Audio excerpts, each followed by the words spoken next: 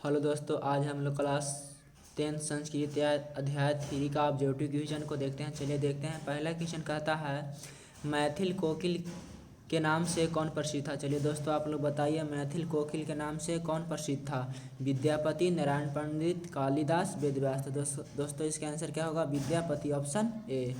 दूसरा क्वेश्चन कहता है अलस कथा पाठ कहाँ से संकलित है। चलिए दोस्तों आप लोग बताइए, अलस कथा पाठ कहाँ से संकलित है। अग्नि पुराण, पुरुष परीक्षा, रामायण, महाभारत। तो दोस्तों इसका आंसर क्या होगा? पुरुष परीक्षा, ऑप्शन बी। चलिए तीसरा क्वेश्चन देखते हैं। तीसरा क्वेश्चन कहता है मिथिला का मंत्री कौन था। चलिए दोस्तों आप लोग बताइए, मिथिला का मंत्री कौन था। बुद्धिवीर, क्रमवीर, धर्मवीर, वीरेश्वर। तो दोस्तों इसका आंसर क्या होगा? Vireshwar, option D.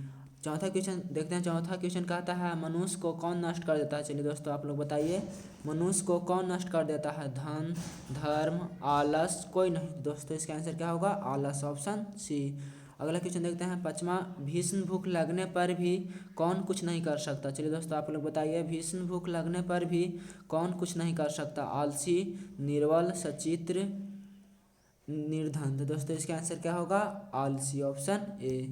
चलिए दोस्तों छठा क्वेश्चन देखते हैं। छठा क्वेश्चन कहता है वीरेश्वर नाम का मंत्री कहाँ रहता था। चलिए दोस्तों आप लोग बताइए, वीरेश्वर नाम का मंत्री कहाँ रहता था। पाटलिपुत्र में, मिथिला में, जनकपुर में, अयोध्या में। तो दोस्तों इसका आंसर क्या होगा? मिथिला में, option B.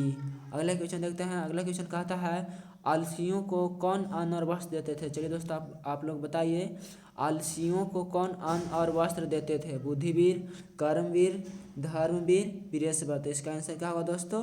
Vireshwar, option D. अगला क्वेश्चन देखते हैं। अगला क्वेश्चन कहता है आलसी पुरुष कितने थे। चलिए दोस्तों आप लोग बताइए, आलसी पुरुष कितने थे। 2, 3, 4, 4। तो दोस्तों इसका आंसर क्या होगा? Option C, 4। अगला क्वेश्चन का देखते हैं। अगला क्वेश्चन कहता है अलस कथा पाठ में किस दोष का वर्णन किया गया है। चलिए दोस्तों आप लोग बताइए, अलस कथा पाठ में किस दोष का वर्णन किया गया है। अर्थ, धर्म, आलस, कोई नहीं। चलिए इसका आप लोग बताइए कि इसका आंसर क्या होगा? ऑप्शन सी, आलस। अगला क्वेश्चन देखते हैं। अगला क्वेश्चन कहता है मैथिली कवि कौन था। चलिए दोस्तों आप लोग बताइए, मैथिल कवि कौन था। भास, कालिदास, विद्यापति, नारायण पंडित। तो दोस्तों इसका आंसर क्या होगा? Option C, Vidyapati. अगला क्वेश्चन देखते हैं। अगला क्वेश्चन कहता है अलस कथा किस प्रकार की कथा। चलिए दोस्तों आप लोग बताइए, अलस कथा किस प्रकार की कथा है। व्यंग्यात्मक, हास्यात्मक, करुणी कथा, उपयुक्त, कोई नहीं। तो दोस्तों इसका आंसर क्या होगा? व्यंग्यात्मक, ऑप्शन ए। अगला क्वेश्चन देखते हैं। अगला क्वेश्चन कहता है अलस कथा पाठ के लेखक कौन है। चलिए दोस्तों आप लोग बताइए, अलस कथा पाठ के लेखक कौन है। विद्यापति, नारायण पंडित, कालिदास, वेदव्यास। तो दोस्तों इसका आंसर क्या होगा? Vidyapati, option A. अगला क्वेश्चन देखते हैं। अगला क्वेश्चन कहता है आलसशाला में आगे क्यों लगाई गई। दोस्तों आप लोग बताइए, आलसशाला में आगे क्यों लगाई गई। जाड़े के कारण, आलसियों की परीक्षा के लिए, मच्छर के लिए, बिना किसी कारण के। तो दोस्तों इसका आंसर क्या होगा? आलसियों की परीक्षा के लिए, ऑप्शन बी। अगला क्वेश्चन देखते हैं। अगला क्वेश्चन कहता है अलस कथा पाठ में किस महत्व का वर्णन किया गया। चलिए दोस्तों आप लोग बताइए, अलस कथा पाठ में किस महत्व का वर्णन किया गया है। मानव गुण, पशु गुण, देवता गुण, उपयुक्त, कोई नहीं। तो दोस्तों इसका आंसर क्या होगा? ऑप्शन ए, मानव गुण। अगला क्वेश्चन देखते हैं। अगला क्वेश्चन कहता है गरीबों और अनाथों को प्रतिदिन कौन भोजन कराते थे। चलिए दोस्तों आप लोग बताइए, गरीबों और अनाथों को प्रतिदिन कौन भोजन कराते थे। बुद्धिवीर, क्रमवीर, धर्मवीर, वीरेश्वर। तो दोस्तों इसका आंसर क्या होगा? Vireshwar, option D.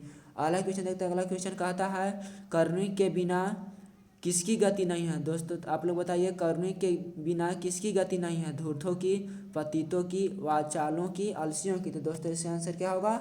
Option D, आलसियों की। अगला क्वेश्चन देखते हैं। अगला क्वेश्चन कहता है आलसशाला में लगी आग को देखकर कौन भाग गए। चलिए दोस्तों आप लोग बताइए, आलसशाला में लगी आग को देखकर कौन भाग गए। आलसी, धूर्त, अधिकारी, नौकर। तो दोस्तों इसका आंसर क्या होगा? धूर्त, ऑप्शन बी।